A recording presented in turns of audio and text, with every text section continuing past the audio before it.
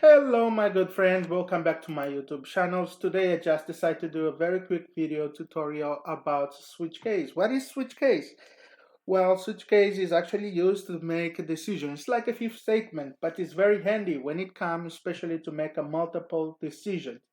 So if you encounter yourself, well, you're building an application and you have to make a multiple decision where you're using a switch case, definitely by using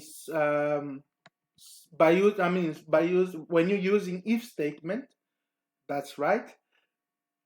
So it's very advisable that you use a switch case because of a performance, and it's very handy.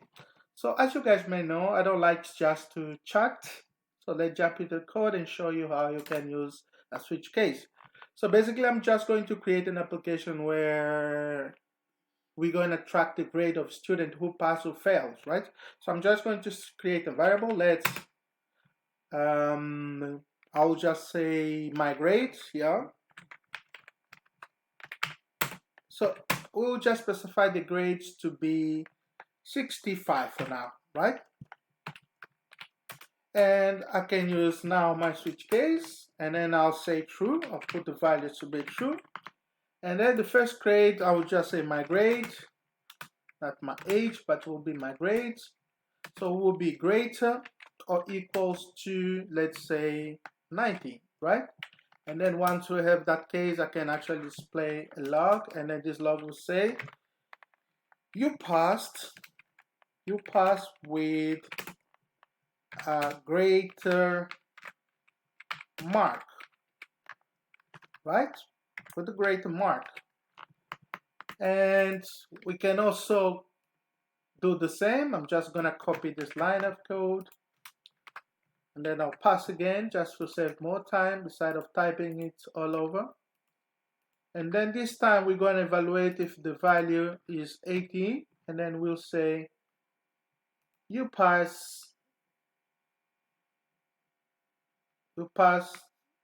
with a slight greater mark. Slight, I don't know if this is how you can spell slight greater mark.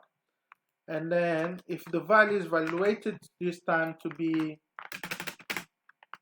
17, we can say you pass with the base mark, right? And then this time we're going to evaluate with 60. And then you can say, if you have 16, I will say you fail. You fail.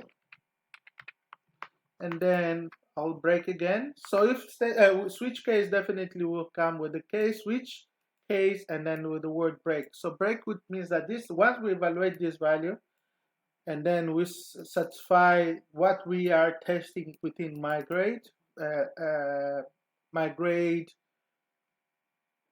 variables.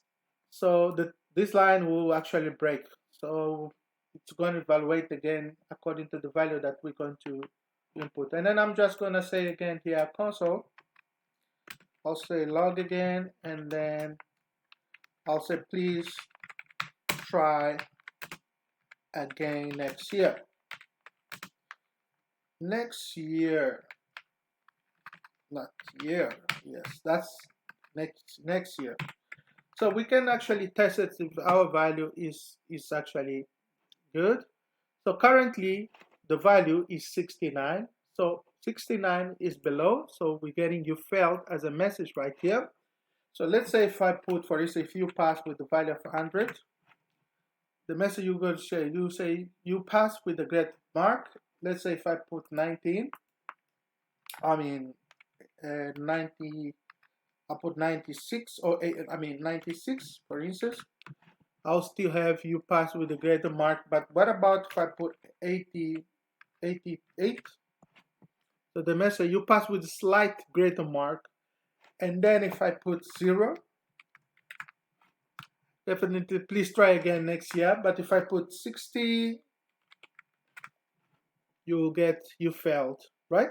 So guys, this is how you can use a switch case. Once again, switch case is used to make a decision, like if statement, and is basically used where you can find yourself by making decision of multiples, or where you can find making multiple decisions.